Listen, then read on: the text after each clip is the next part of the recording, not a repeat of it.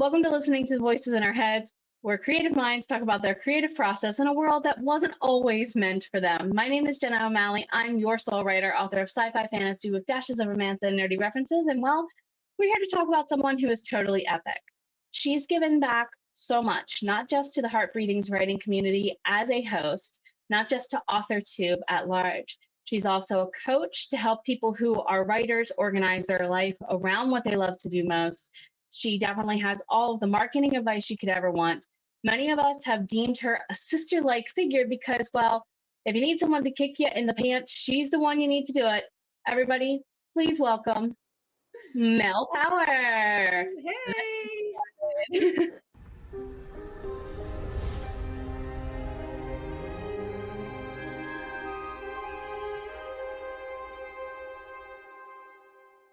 Hey, everybody. How's it going?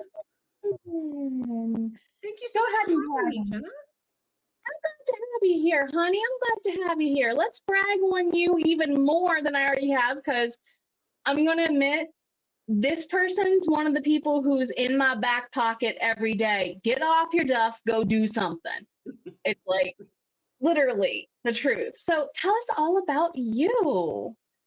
Oh, my goodness. Well, I mean, a lot of the people watching this probably come to my sprints. Jenna and I met thanks to Sarah Cannon and her Heartbreathings community. Had to do a shout out there. Had to. You know, I have been writing most of my life, and I didn't know that I could actually become an author until maybe 3 or 4 years ago, when I discovered self-publishing. Like everybody else who has, you know, kind of gotten into this at an early stage before there was self-publishing, I tried to write to market. At that time, it was children's books, and there was just nobody publishing children's books at that time. Not necessarily an indie even, no. I would say that's a newer one for indie. Yeah. And so I kind of gave it up for a while, you know, got married, started a family, this sort of thing. And then when my son was a couple of years old, I got bitten by the bug again. And I haven't stopped writing since. So I am the author of 21 publications, which I published in a 24-month period while also working a full-time job and having family responsibilities. That, again, is thanks to Sarah Cannon. And her Publish and Thrive course and the HB90 course, which I would never have been able to do that without the HB90 course, because I was going to say, you see what's behind both of us. I really did not know a whole lot about time management around your career. I knew about it as far as raising your kids and running your house. I was a stay-at-home mom, you know, all of that sort of thing. So, I hit the ground running hard when I found Sarah on YouTube and got into her courses and got into Heartbreathings and all this. And I decided, if I'm going to do this, I'm just going to do this. So my original publications, I published one full-length novel under my own name. And then I published the other 20. These were short stories, including a 40,000-word novella under Walsh, which you see right here.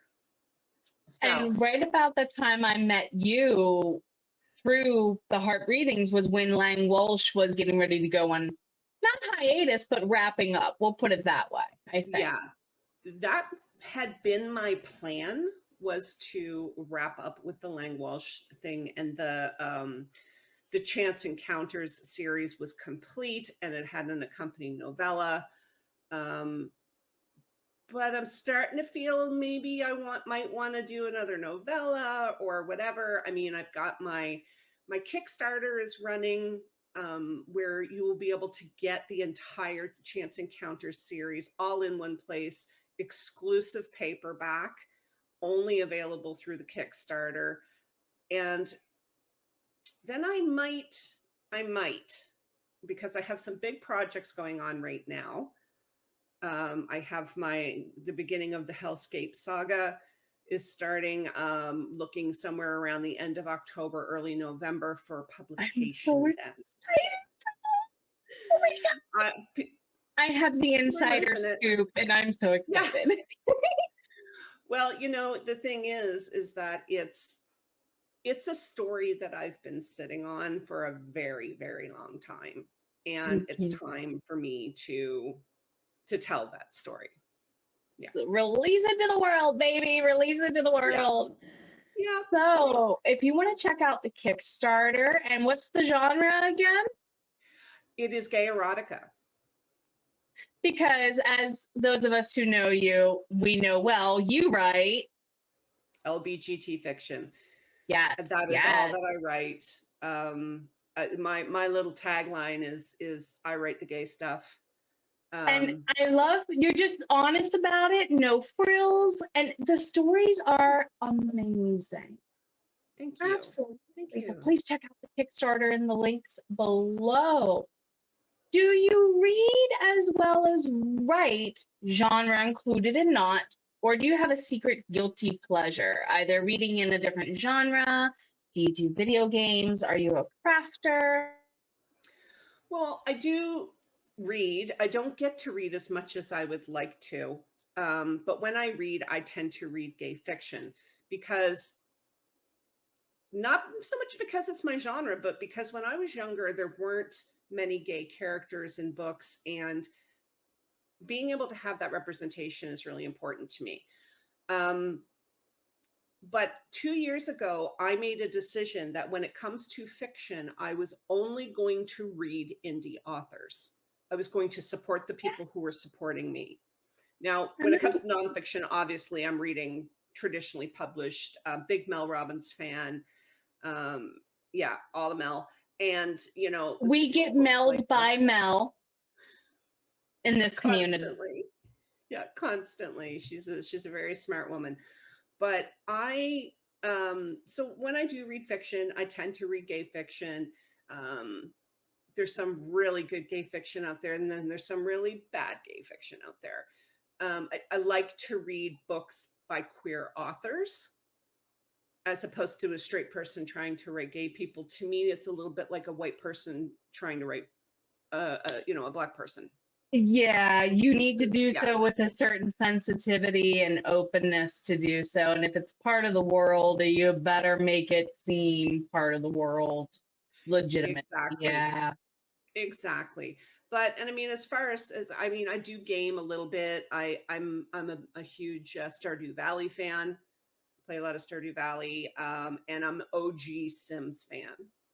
I have an entire laptop built just to run the OG Sims. I can't. So. I have the discs. I don't have a machine, and I wish I had a machine because you need like a dinosaur clicking on Windows. Yeah, yeah. Lower. Yeah. Yeah. Not even for some DLCs. In certain DLCs, you get above what's XP? Some of them get really they don't want to quite work. Yep. Yeah. Fellow simmer, hello. I do like sim games. When I play, I tend to stick to the sim games. These kind of like, I wouldn't call them mindless, but they're ones that I don't have to follow a storyline for, so yeah. And I like that Sims has, if you know the lore, they have a storyline, but you can choose to just ignore it and it goes on around you. Yeah. Yep. Number 3, has writing always been your life? And if not, then what else? Oh, for sure. I mean, like I was saying, I've been writing since I was like, yay big. And other than the time that I took off to get married and start a family, I've always written something. I've always had pen to paper. I still have, we call them here in Canada, we call them scribblers, like the right? Okay. So scribblers, I still have scribblers from back when I was like 10, 12 years old with story ideas in them. And I have drugged those around with me for like 40 years. So yeah. So that I've always written. Yeah. And you're forever finding things from random story ideas that you wrote when you're 12 and you're like, what was I thinking? Yeah. Yeah. Yeah. They turn into series, apparently, entire series, right? This is true. This is You true. you tend to do a lot of writing as part of past day jobs you've had too, it sounds like. Yeah, well, past day jobs, like the one that I just came out of, Mm. it was a lot of like website building and stuff like that. So having to come up with copy and that sort of thing. I mean, and you still have to know it's still telling a story. Trying, as you're moving people through your website, it's a story. It's laid out the same way I've because you heard come it from, called here's my product, storyboarded. you bought it. It's we have done that. Myself and the CEO of the company have storyboarded people's, like, in presentations, like a lot of the presentations it's storyboarded. Yeah, so I mean, again, it's always something that I've done. It just comes natural to you at this point. It really sounds like, then, for sure. So, what is your biggest fear and your biggest excitement then as an author? So my biggest excitement is being able to do this full time, and the fact that I know that I can succeed at it. And my biggest fear is that I can succeed at it. Right? So I know we talk a lot about imposter syndrome in the writing community. That's not something that I generally suffer from, and not because I'm cocky, but just because I've been doing this for so long, and I mean, there's always room to grow. There's always room to improve your craft. Same with me. But as far as, like, running a business, and this is a business, I have a lot of confidence there. So, but it's the thoughts of what happens if I succeed big and then my entire life changes. It would I seem like handle that? overnight, but not. Yeah, that's exactly it. And we talk a lot, like I said, we talk a lot about imposter syndrome. But one thing we don't talk about is the fear of success. And I think that that's really there, because a lot of us do self-sabotage. I know I do. Stop calling me out, Mel. Stop calling me out. I'm the queen of self-sabotage. And and that's a fear that I have, is that I'm going to sabotage this. And that's why I have people like darling Jenna here to kick my butt, and make sure That's all our Facebook chats are. It's you kick right? butt, you kick butt. No, you kick butt, you kick butt. No, you kick butt. It's always constant straightening of each other's crown, right? Yes, absolutely. And you need that, I think, especially in this business. Writing can be a very lonely endeavor. Lonely Island syndrome as a writer does not a healthy hermit make. Nope. No. Totally agree with that. So definitely, if you're fearing success, go talk to my friend. Go talk to my friend, because you're going to find everything you need with the coaching. Check the links for Melissa Power Coaching down below. 5, have you ever lived in another country, and do you think it has affected your writing, better, worse, so on and so forth? I haven't lived in another country. I am full-blooded Canadian, always lived in Canada, always lived on the East Coast. From Newfoundland, grew up in Nova Scotia, lived in New Brunswick a couple of times, back now in Nova Scotia. And I do think it has affected my writing. Now, I have traveled, though I have never left the continent. I have traveled down into the States. I've, gone down as far as Florida. I've been to Kentucky. I've been to Washington State. In Canada, I've been to Vancouver, obviously Prince Edward Island, which is on the East Coast. Never been to the Prairie Provinces, though. We need to remedy that. We have a reason to go to the Prairie Provinces now. Don't we know someone else awesome there? Yes, we do. We do, for sure. But I do think that it has affected my writing. And the older that I got with my writing and the more mature my writing became, the more I was able to realize, okay, you can't call your character, somebody can't call your character stunned and expect anybody outside of the East Coast of Canada to know what that means. Yeah, because even my students and I were talking about this past school year. Words I say as an East Coaster to them in Michigan, they were like, yeah, the slang don't mean that here, honey. Yeah. Yeah. And You're you know, not like that you have to keep that in mind, especially being that like most of my audience is in the US. So there's things like, for instance, I have all of my software is set to US spelling, because in Canada, we just randomly throw U's all over the place. Because you were partially in cahoots with the French for a while, and then you were partially in cahoots with the Brits for a while, wasn't it? Back and forth? Canada was part of the British Empire forever and a day. As a matter of fact, Newfoundland was the last province to leave the British Empire. My parents were actually born British citizens, because I can't remember what the year is. And I'm sure somebody, if you know down in the comments when Newfoundland broke away from the British Empire, please let me know. I know Trivia, it was always in the welcome. 40s. It was in the 40s, I think, 44 maybe.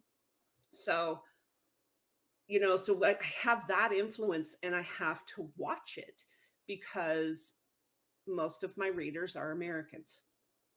And I imagine a lot of your readers are younger than you Americans, as far as the ones who are vocal about it. Yes. Because I have that too. Yeah, absolutely. Strangely enough, my target audience is not queer men, as you would think, but it's rather straight 20 to 30-year-old housewives. Yes. Right? Yes. Strangely enough, that's that genre's readership. Yep. Yeah, it really is. But again, for me, it's about representation. Mm-hmm. On one of our Soul Care Sundays that we did about the books that made us, I showed the books, the series of books and I have been hauling those around since I was a teenager, because the main couple is a lesbian couple. And I've got I'll link it, but oh my, yes. And it's done in a classy, tasteful, as I said earlier, it's part of that world. It's just part of it's part of the story that they're a couple, but it's not the story. It's just, okay, there's these women and they love each other, and let's get on with the sword fight. Right. The relationship is just part of the life backdrop to a greater plot. And when it's done like that and it's done well, it feels so welcoming. And I love stories like yours that accomplish that. So definitely thank you for sharing that with us. So 6, which 3 marketing tips do writers need to consider using right now if they aren't doing so already? Because that's one thing you and I talk a lot about, oddly enough. We share marketing ideas and advice to each other. Yeah. One of the things that I tell my coaching clients is you need to decide how visible you're going to be. I have some clients who are not comfortable being visible on social media at all. So find your vehicle and work it hard. If you are comfortable being on social media, pick a couple of platforms, work it hard. But the whole thing here is actually the only real marketing tip that I have for anybody listening right now: be consistent. The best advice I ever get out of you. Jenna, did you blank recently? Don't be me. Don't start a newsletter and then not send out a newsletter for 6 weeks and then send out 3 a week apart and then don't do anything else for another 6 weeks. Don't be me. Okay. Don't be me and have friends who have to yeet you out on your own procrastination. This is it. Decide what you're going to do. But absolutely start a newsletter, because as much as it seems like it shouldn't be, email marketing is still king. However, you need to have video. Video helps so much. Whether you're embedding them in your newsletters or you have a YouTube channel, video is king. Yes. And even if you're just going into Canva and making little GIF like that short of a video of something with your characters, and you're just linking it, people eat that stuff up. That's how memes are born, people. That's how memes are born. And this is why I have people, I mean, I'm not close to releasing Vengeful Soul yet, but I have people chomping at the bit because I'm using videos to market this book before it even starts. So I guess maybe I do have more than one piece of advice. If you're writing a book, now is the time to start marketing that book. Don't wait until it's done. You started working on your videos to that back when I was working on my Kickstarter in February and March of 2023, months ago. That's how long ago you were planning this. Well, I actually started marketing that book in Cheapers. It's been almost a year. Oh, wow. Because I think I posted my first teaser on my Instagram. It wasn't a video. It was just a screenshot of a couple of paragraphs that I had written. And I posted that back in August or September of last year. And if you want to have a faceless social media, those are the ways to do it. You end up showing your hands, maybe. Self-publishing with Andy. Jenna, if you can put his link there, well, go check out his, if you don't want to have your, if you don't want to be this, if you don't want to have your face on camera, go check out his YouTube channel, because he will teach you how to keep your identity private. Self-publishing with Andy, a lot of us knew him back in his beginning days when he was Easy Graphics, and he's been completely a faceless YouTube channel from the beginning, as far as I'm aware. Also, Doll Cecil Rono is another one to check out. She is a vision impaired author who uses an avatar on screen. So you have one person, two completely different examples. It takes a little bit more tech, but if you have the graphic design background and you like doing that stuff, bring it. Yeah, bring it. Yeah, absolutely. I mean, Andy has got videos upon videos upon videos of. We'll teach you how to run his channel. Yeah. So your channel is like, yeah, for sure. Yeah. Plus, there's also Jenna's free course. So you want to be an Authortuber? I wasn't going to shameless plug, so thank you. I will shameless plug for you, sis, because you do that a lot. Absolutely, I do. But that's because you do that a lot. Because we have to support each other. You know, this is what this community is about. I think you just landed on your next best marketing tip, other than the consistency, looping it back around to the no lonely island thing. Yeah. You need someone to be your butt. Yeah, you need buddies. You need buddies. You need somebody to help hold you accountable to whether it's getting your word count or getting your newsletter out. You know, nobody's an island. Nobody is an island. You know. Yeah, and that's one thing we mentioned Sarah Cannon's Heart Breathing's writing community. That's what I love about that community. You as an author matter first. Your product matters. But if you're having an off day, there's usually someone there to say, hey, come over here, sit at my table, tell me all about it, and let me hug you afterwards. Because sometimes that's all we need. We don't need someone to fix it. We don't need an answer. I just need you to sit at my table while I sob my eyes out or whatever, and then pat me on the back and say, do you feel better? Okay, let's go do this stuff. I agree 100%. And for the people listening, if you're an author or you're as yet unpublished author and you're not part of the Heart Breathing's Facebook group, please, please, please come and join us. 1000%. It's the only one I belong to anymore.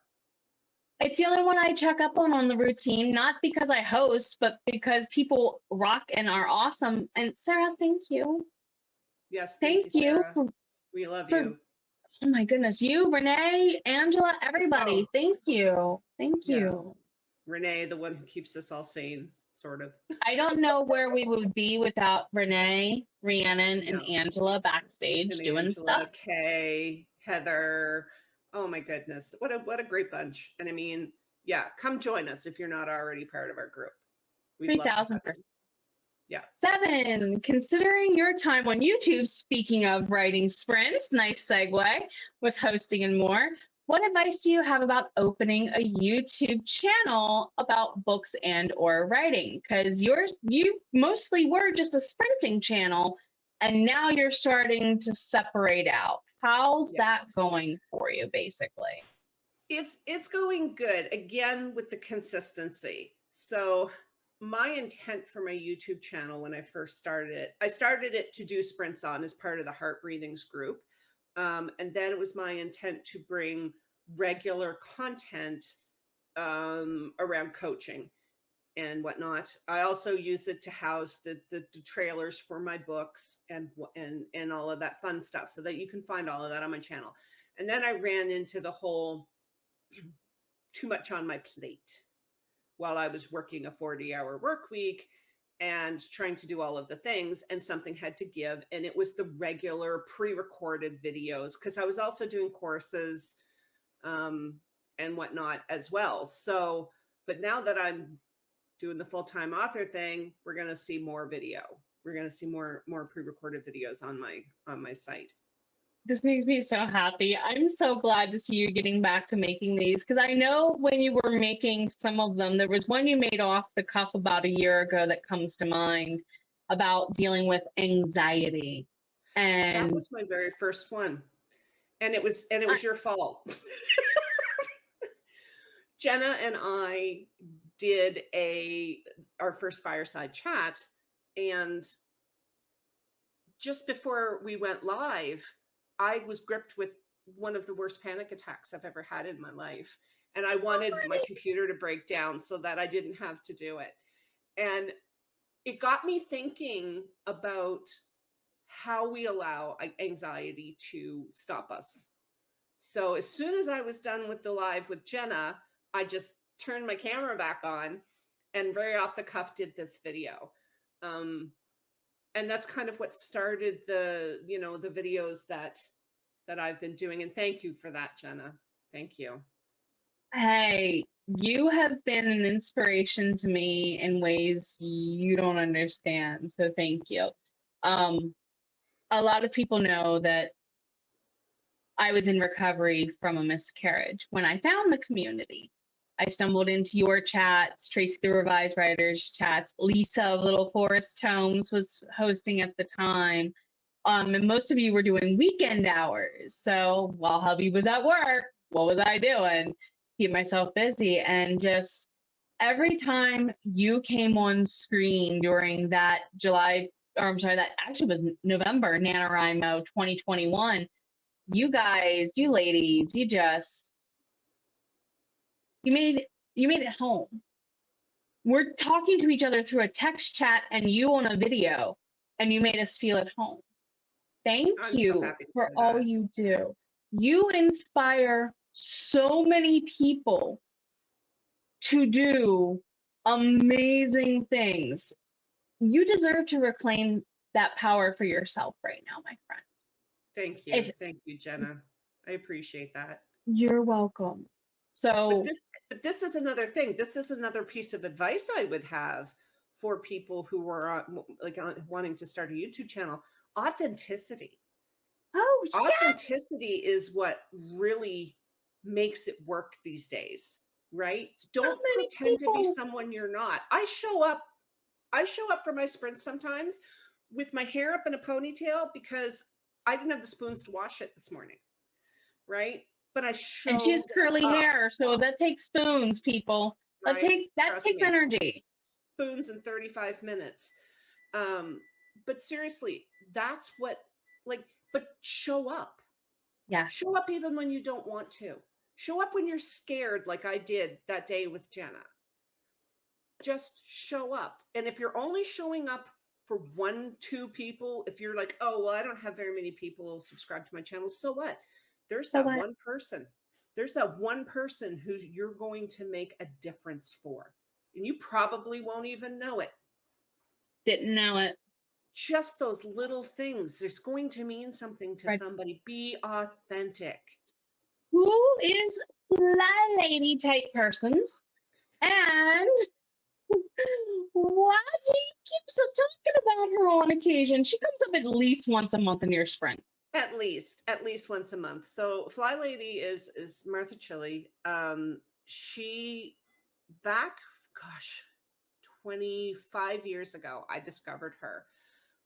She had, I stumbled across her website. So this was back in the days when the internet was new. There was no Facebook. There was no social media. I don't even Back know when the how I world stumbled. was Google new. was young. Google was young, okay? Unfortunately, muses of Disney Hercules, planet Earth is still down on its luck. Anyway. Yeah, yeah. And so anyway, I stumbled across her website, and she has a 24/7 live chat going on through her website. And I went in there and I met some ladies, and I felt like my life was an absolute chaos. My house was a mess. I had a sick child. I had my brother's kids. I was still recovering even after 2 years from the birth of my son. And she saved my life because I couldn't function. My son's father was in the Navy, so he was always gone. I couldn't function. And the very first lesson she teaches you is get up in the morning and dress to the shoes. And I thought, that sounds really stupid. But I did it anyway, because at that point I was ready to try anything. And you know what? It worked. I put those shoes on, and that meant I was ready to go, to clean the house, to take care of the kids. And then I read her book called Sink Reflections, because there's a whole thing around making sure that your sink is clean, shining your sink. And I'm not going to give you guys any spoilers because I really want you to go check her out. It's all about decluttering your home, and it declutters your head, and it just declutters the rest of your life. Having said that, when I took HB90, I was like, I wonder if Sarah knows who Fly Lady is. So I asked her, and Sarah's like, oh yeah, I know who Fly Lady is. This is what HB90 does with Fly Lady. They do this. You could see the influence that Fly Lady had on Sarah's HB90 course as well, because you know how we do everything in Pomodoros, so 25-minute sprints. Her whole thing is you can do anything for 15 minutes. Set a timer and clean your closet, or set a timer and start folding that stack of laundry. And then when the timer goes off, you're done. There's a reason why teachers use music to transition from activities in elementary school. It works. Yeah, it works. It has a way of switching your brain. So you never grow out of it. So why ignore it? We'll link it's flylady.net. Oh yes. And so we'll put the link in here for you, because I really think you should go check it out, especially if you feel like your house is, if you've got stuff that looks like this back here, you need Fly Lady, because I need to go Fly Lady this, I'm telling you. She would have a fit with my background on my YouTube science. Now, mind you, I'm waiting to buy a bookcase to house half of the stuff back there. So I know what the step to fix it is, at least. But yes, even as something as figuring out how to get a tiny window of space, you can apply it to your YouTube background if you're starting YouTube. Or, goodness gracious, some of her principles. Yeah. I have a character who basically lives and dies by 3 of her principles, and you don't know it. Yeah. Yeah. So look her up, at least for that inspiration, if not to actually use, because you have no clue how infrequently you actually clean stuff around your house. Yes, but it's like Fly Lady says, housework, even done incorrectly, still blesses your family. Thank goodness it does. Speaking of blessings, who are Chad, Carlos, and crew? And why are they so beloved?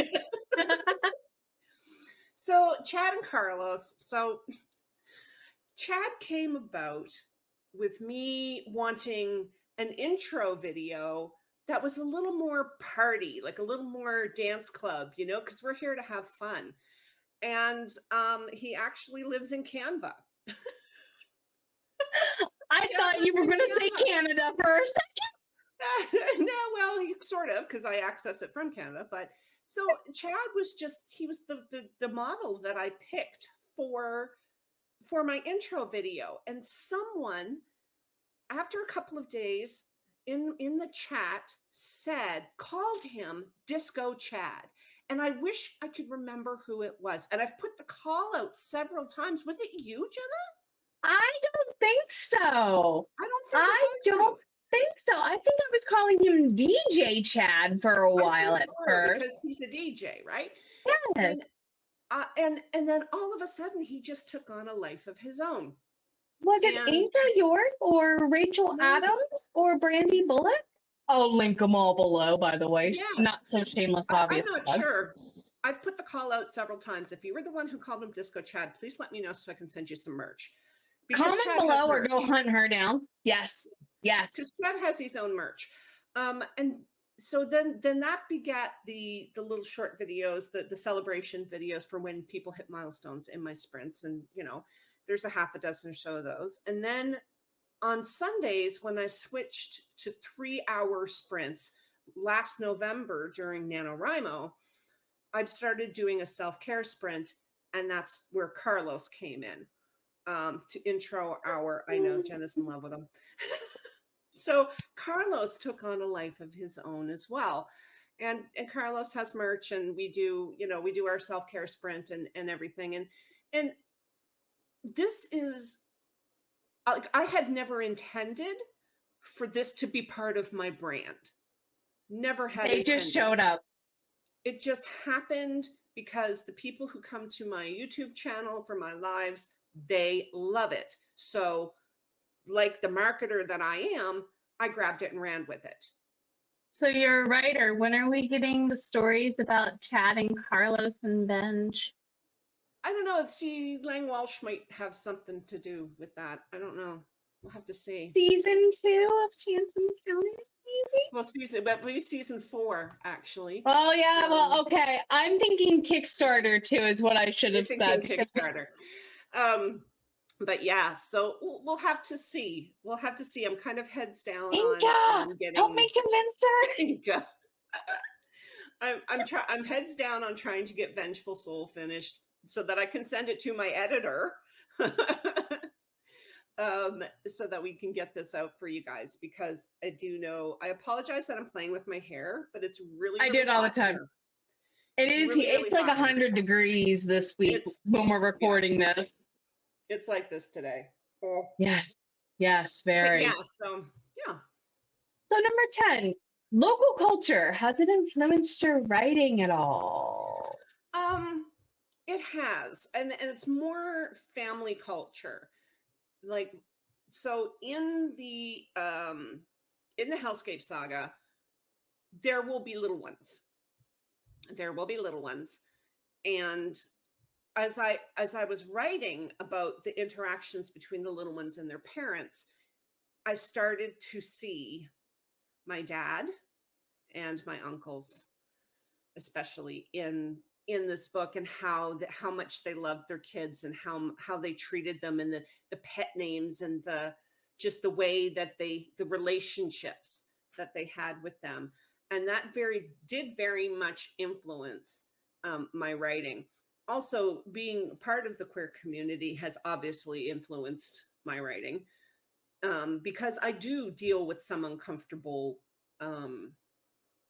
so in this book, in my book Amante, I do deal with a couple of insanely homophobic parents, because it happens.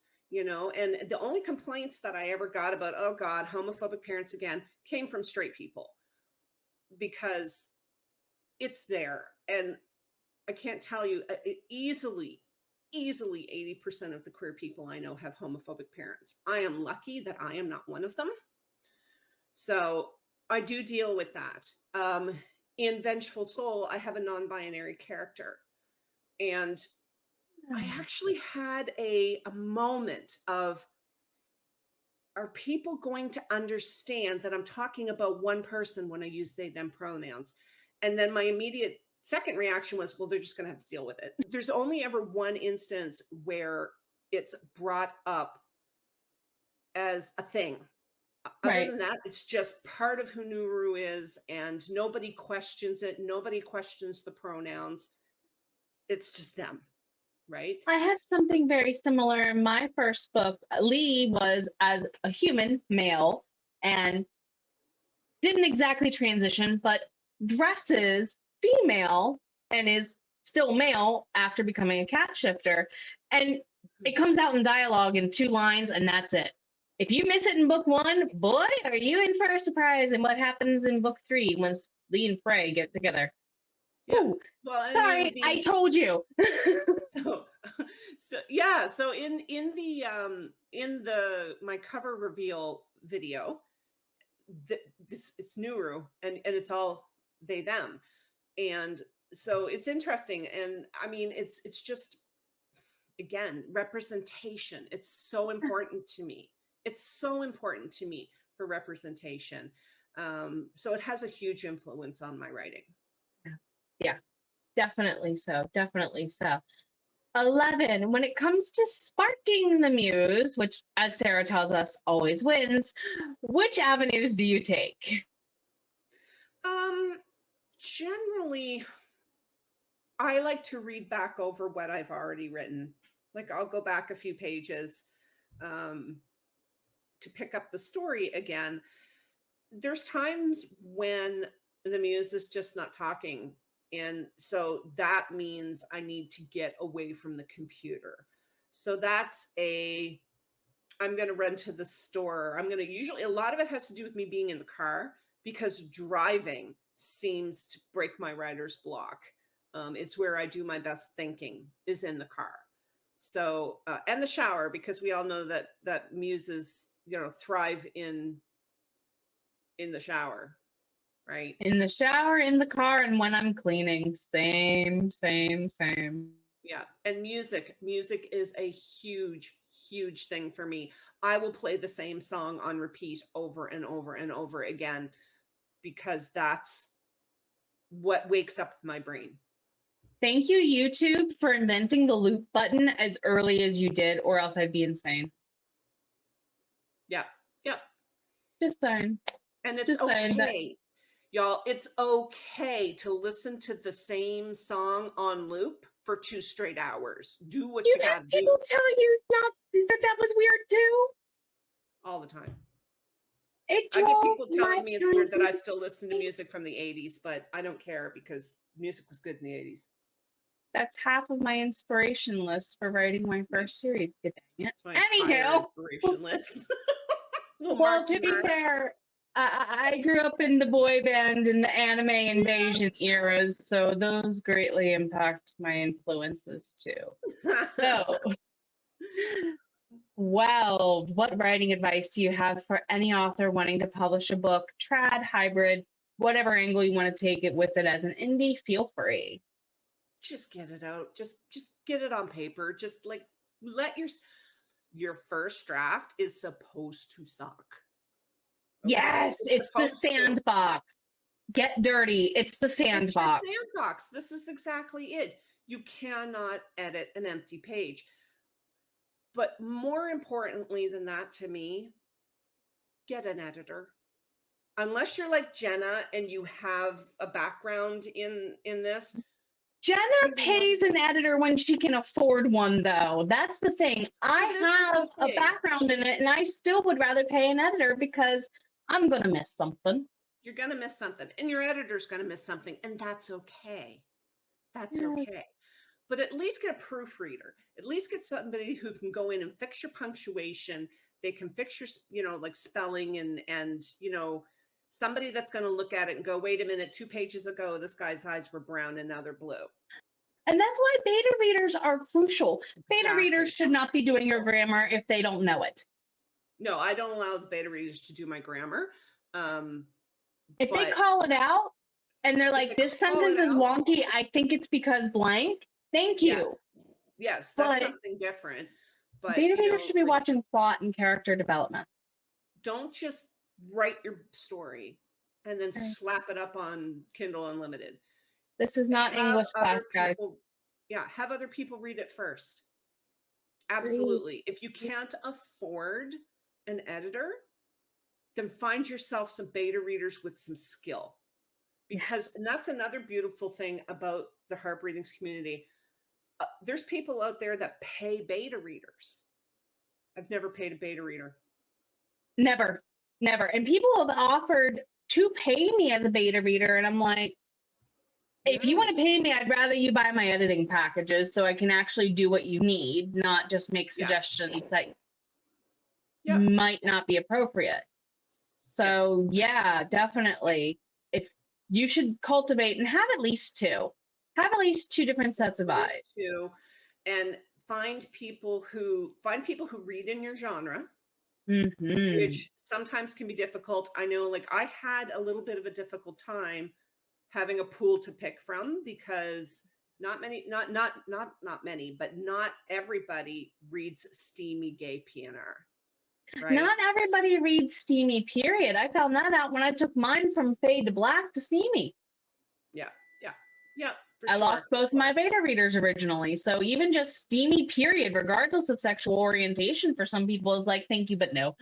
I'm okay with the kiss. Yeah, but be honest. Okay. Make yourself a list of questions that they need to answer, that they need to hit, so that you don't give it out to beta readers and either they never come back to you with feedback, or they don't come back to you with any negative feedback.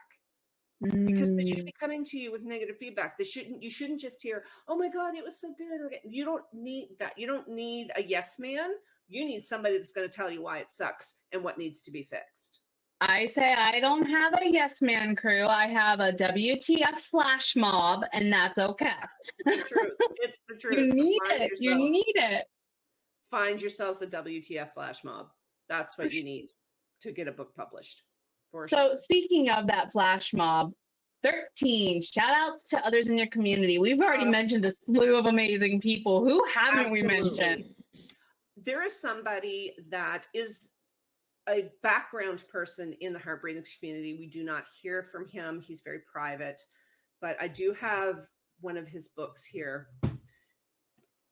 His name is Travis Boudin. Okay? Oh, Travis is my boo. And I'm probably going to make him cry. But Travis is the reason Lang Walsh exists. I was going to give up after about the third story. And he was just there for me. He didn't try to talk me out of it, but he just told me what was great about my writing, I've never seen, you're always so animated when you talk about it. You can tell how much you love it, how passionate you are. He propped me up at a time when I was ready to give up the dream. I would not be sitting here speaking to you right now were it not for this man. So definitely I'll link below. If you like, now Travis this is his book, To Like the Lightning. It's a steamy age gap, really sweet romance. Travis is also, like myself, has a series of they're not really shorts. I guess they're about 10,000 words each, called Bryce Can Play. Ooh. And I believe they might be on Kindle Unlimited for those of you who are Kindle Unlimited fans. I own them all because supporting Travis. It's gay erotica. And Travis is an English professor, so you see the quality in his work. In his writing, writing. And the main character in this is an English professor too. I was just going to say, is there personal bleed into this whatsoever? Maybe a little. But Travis, if you happen to be watching this, I love you, boo. And I love you so much. I wouldn't be here without you. I really, truly would not. Check out the links below. Please do, for sure. So, final question is a recap. Going to be about upcoming events, launches. Where do we find you and all your epicness next, my friend? Okay, so as I said, I have the Kickstarter, the Lang Walsh Kickstarter going right now. I would love if you could support that. I actually have a $1 tier. If you're not interested in gay erotica, but you still want to support me, I have a $1 tier. And just so that you can follow along, it puts you on the email list so that you can get updates and whatnot. And loving all of the love I'm getting off of that. There will also be a Kickstarter for Vengeful Soul. I plan on doing a Kickstarter for every single one of them. And here's what makes it special. There will be an exclusive cover for each of the Hellscape Saga books for Kickstarter.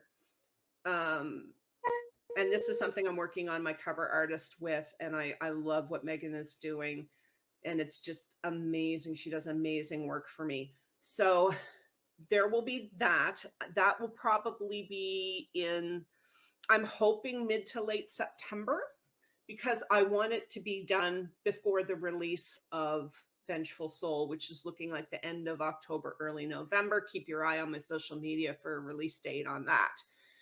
And yeah, and I'm already into plotting book 2. So there will be, again, keep your eyes on my social media.